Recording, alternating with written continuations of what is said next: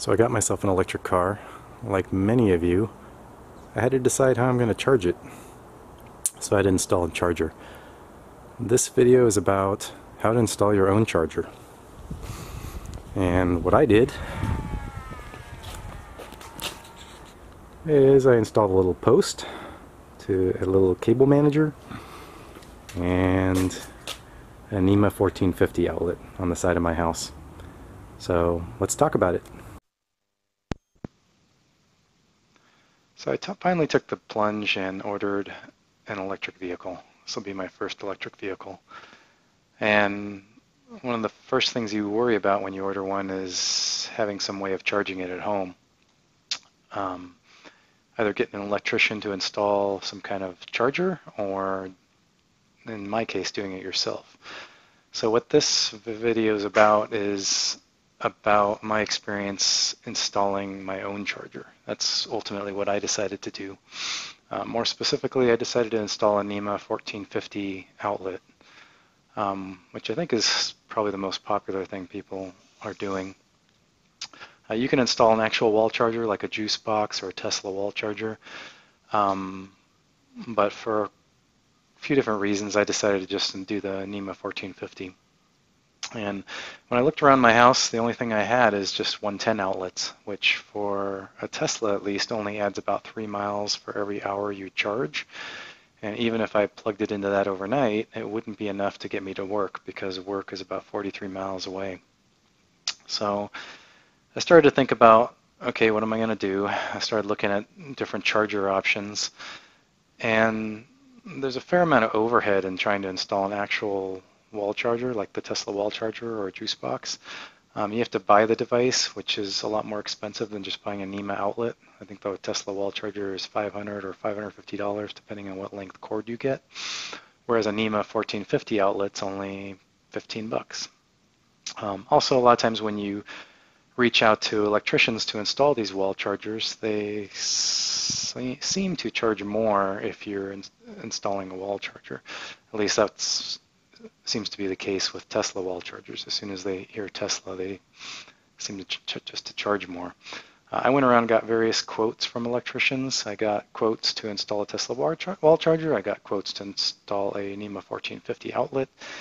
And the Tesla chargers were coming back at $2,000, $2,500 just for the installation. And I really didn't want to spend $2,500 or $3,000 just to be able to charge my car. I did find one electrician that was willing to do a NEMA 1450 outlet for $1,000, but even that, you know, I'm pretty handy. I do a fair amount of work on my house. I'm no electrician, but I thought, maybe that's something I could do myself. Maybe it's not as hard as I think. And so I started looking around how to do that. And at this point, it's installed. And I just thought I would talk a little bit about that process, because I didn't find a lot of good videos on how to do this. So I should emphasize that I am not an electrician. I don't know the codes. What I do know of this process and installing the codes, I learned by just doing research online, looking at what other people did. And I did talk to an electrician at one point too about a specific problem that I was having. But for the most part, I just just looked at what other people were doing, read up on it, and my background is actually more in computers. I was originally basically a trained software engineer, but I do more systems administration kind of work these days. Manage a team that does it, at least. Anyways, I digress. I do a lot of, I've always kind of been pretty handy, done work on my cars, done work on my house. Haven't done a lot of electrical work. It's kind of scared me, and so mostly I've been reading about it and just learning about it, you know, until I reached a level of comfort where I felt like doing something like this. I have, prior to installing this outlet, I have installed light switches, like two-way light switches. I think when you get into 3- and 4-way light switches, they're a little weird, so I've tended to avoid those. I've done 110 outlets. Most of electrical work is, in my mind, seems pretty simple. So I decided to tackle this myself. I didn't want to spend $1,000 or even $2,000, $3,000, so I decided I could probably do the NEMA 1450 outlet for about $100. And in my case, I actually want to do an outlet on the outside of my house. I have a detached garage, and I wanted an outlet on the outside of the house, kind of along the driveway, which is a little more complicated than most people that are going to do this. Most people tend to install these outlets in their garage, and they often have a sub panel not far from where they want the receptacle, which is much, much easier than what I did. Nonetheless, I think the general approach is the same, and this is totally something that you can do, at least in my opinion. So first thing you want to do, though, is plan what you're going to do, and I think one of the things I didn't see a lot of people talk about online in some of the videos I've seen is just how you go about deciding where to put your outlet and whether you have room in a panel for one, for example. So first thing you need to know is what the service is to your house. And in my case, I have a 200 amp service to my house, and if I go outside, there's a 200 amp panel on the outside of my house. I also have a 100 amp panel inside my house in my kitchen pantry. And it just so happens that in my case, the location where I wanted the outlet is closer to the sub panel in the pantry than it is to the main panel. So after looking at both panels, I decided it was best to hook it up to the sub panel that was in my pantry. It was going to be easier, and that there was room and headroom to put it there. You do also have to do some calculations to decide how much headroom you have. So in my case, I had 200 amp service. You generally go look at all the appliances that you have in your house, especially the ones that draw the most energy, and you kind of sum up how much you're going to be drawing at any given time, or at least at peak. What's the most that you could draw? So in my case, usually that means looking at your heavier drawing items like your electric dryer if you have one, your oven if it's electric, your air-conditioned systems, things of that sort. So in my case, I had a 200 amp service panel on the outside, a 100 amp service panel in the pantry. I have two air-conditioned systems, one for upstairs and one for downstairs. And I have a 50 amp oven as well, so a pretty heavy drawing oven, so it happens to be a Wolf range. And I do not have an electric dryer, I have a gas dryer. So when I summed up those items that were kind of my heavier drawing items, I noticed I still had plenty of headroom both in the 100 amp service panel and the 200 amp service panel. So you have to do a similar kind of exercise where you make an assessment of how much headroom you have in your panel. What if all those items are turned on simultaneously? Will you still have headroom in your panel? And there tends to be an 80% rule, whether you're talking about breakers or panels. If you have, for example, a 20 amp breaker, you don't want to have a continuous draw on that breaker that's more than 80% of what that breaker is capable of, so 16 amps in the case of a 20 amp breaker. That's why when you add a NEMA, so a NEMA 1450 plug, which most electric vehicles are compatible with, as well as RVs, people refer to them as 50 amp plugs or 40 amp plugs. They actually use a 50 amp breaker, but the continuous draw through them tends to be 40 amps.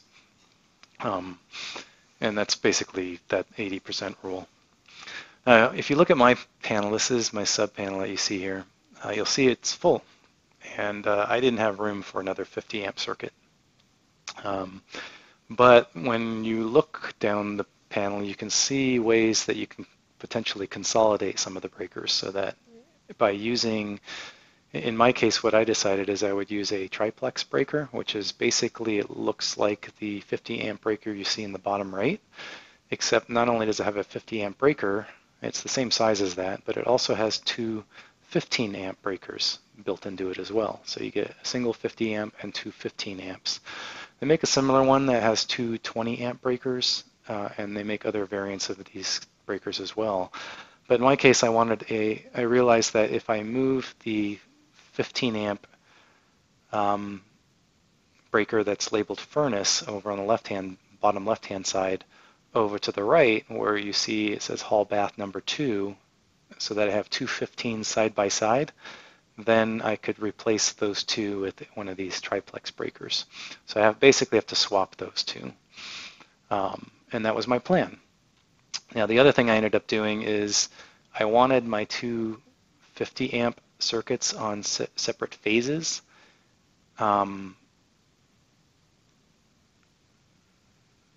Scratch that.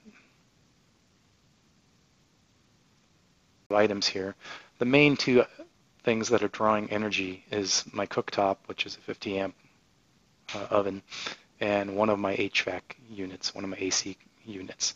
So I had to go look up what the amperage draw was for both of those, and then figure out how much was left over out of that 100 amp circuit that I have in that panel. And I decided there was room for another 40 amps of draw within this panel, and I could also fit the breaker physically into this panel. I didn't actually decide this all by myself either. I ended up talking to an electrician who came out and gave me a quote for doing an NEMA 1450, and he also said that it would fit in here. So I had at least some vetting going on there before I went ahead and decided this was the panel where I was going to put it. So with that said, that's where the breaker was going to end up. Now, if you open up the panel, which is this next photo here, you can kind of see what my panel looks like. And one of the things you'll notice is my house happens to have crawl space down in the bottom of it. And one of the things I will need to do is run my cable from this sub panel to the location where I'm going to be putting the electrical plug. So in my case, I'm popping out one of the little holes that is at the bottom of the sub panel here, and I need to run the wire down through the bottom through the wall so that it ends up in the crawl space, because the cable itself is going to be stapled to the floor joists along the crawl space all the way back to where I want the plug. And in order to do that, I basically had to cut open a section of the drywall, as you can see in this photo here. So you locate the two studs in your wall, which are usually easy to find because they're supporting your panel. They're usually on both sides of your panel. That's what the panel is screwed into. But use a stud finder, find your studs, and then you want to cut a piece of drywall out square right in the middle of the studs, because you're later going to have to put the piece of drywall back in and screw it in. And you want to cut out a big enough piece to where you can reach up to the bottom of the sub panel to fish the cable through, and you also want to be able to get your screwdriver in there, like in my case, because you want to drill a hole through to the crawl space so that you can string your cable through. And that's really all it takes. You pop out the piece in the sub panel, you fish the cable through, and you end up having it down in the crawl space. And here's some of the equipment I ended up buying. You can see I have what they call a 6.3 plus ground cable. That's what the big black cable is. They run around $2 to $3 a foot. I had to buy 40 feet of it. Inside of it has a 6-gauge. It has three 6-gauge cables, a red, a black, and a white one. It also has a ground cable, and that's what's rated for one of these 50 amp circuits. I also had to get some staples to staple along the joists. You have to get some of these bushings here that you see at the bottom. Those basically clamp onto the cable and also clamp onto your sub panel and your sub panel. I had to get a long drill bit, which is what this Bosch drill bit is. This thing cuts through wood like butter, and it's what, you get a sufficient sized one to string your cable through. I think this was a 3/4 inch one. I got a can of foam to so that if I had any holes left over, I could fill it with the foam so it closes off the hole. I had a drill bit for the outside. I needed to make a hole in my concrete fiber siding so that I could fish the cable through, and that's what that drill bit was for. I had a fishing line, which I ended up not using, which you'll see why in a little bit, and some electrical tape. And then, of course, some joint compound to patch up the drywall when I was done.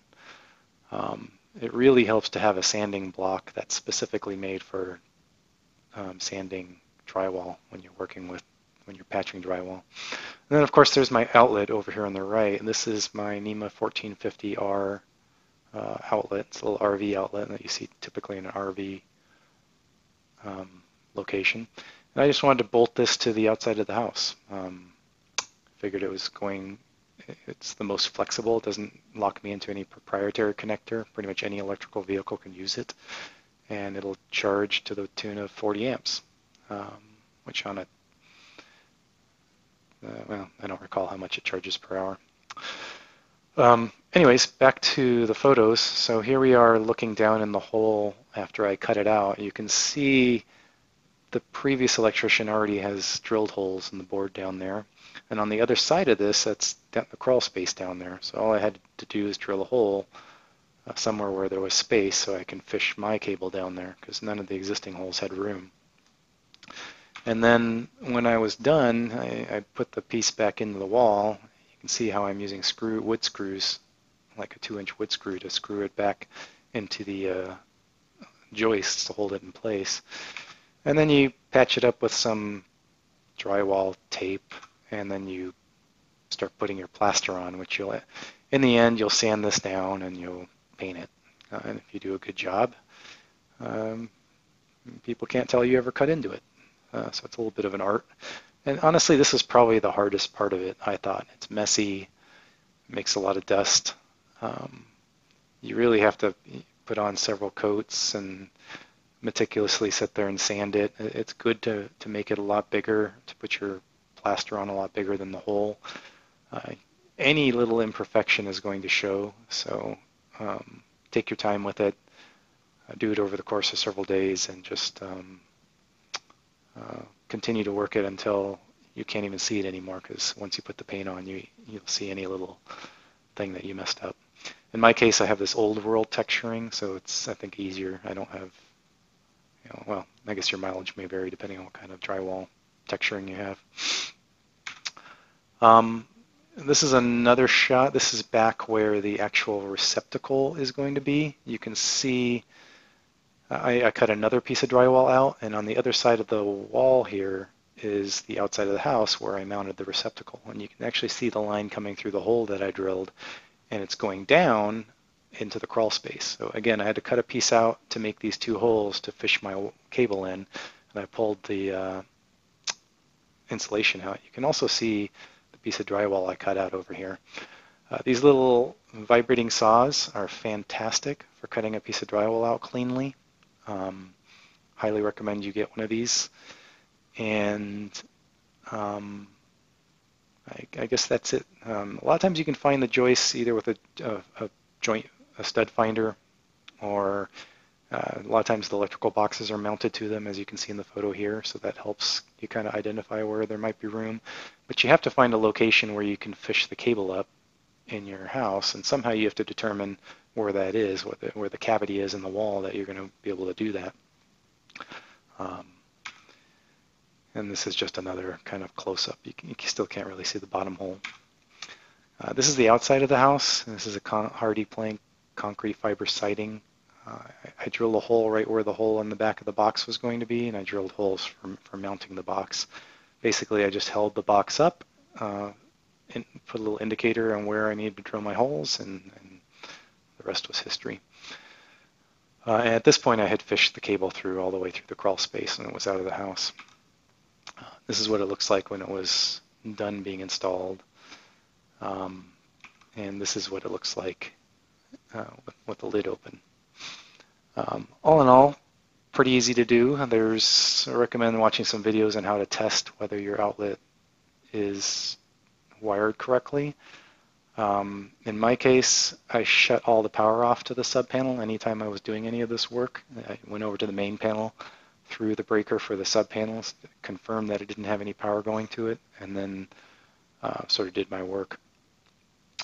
And that's really about it. Once you're done, you patch up all the drywall, and in terms of how to hook up the cable to breakers or how to hook up the cable to the outlet, there's videos of that you can find online, YouTube videos, because it's just a standard receptacle and they're just standard breakers. So there's nothing terribly unique about that. This is the panel after I was done. You can see I tried to keep it relatively neat. Truth is, the cables that I added are this white, black, and red one. You can see it's kind of curving around here and going into my new breaker. And in fact, if I zoom in, you can see I have two 15s now next to one another, and my 50, which is where my new NEMA 1450 outlet is going to be. And I have moved the 20 over to here. And in fact, the cable is a little bit shorter, so it doesn't kind of go all the way back like it did with the others. And I also ended up swapping these two, but turns out that wasn't important. And that's really about it, I think. This is with the panel back on. It's pretty self-explanatory on how to remove one of these sub-panels. It's just a cover. Just 6 screws around the outside, and then you remove it. And you can see I already labeled outside NEMA 1450 to remind myself that that's what that is. That's it. Hope this helps some people. Let me know if you have any questions, and good luck.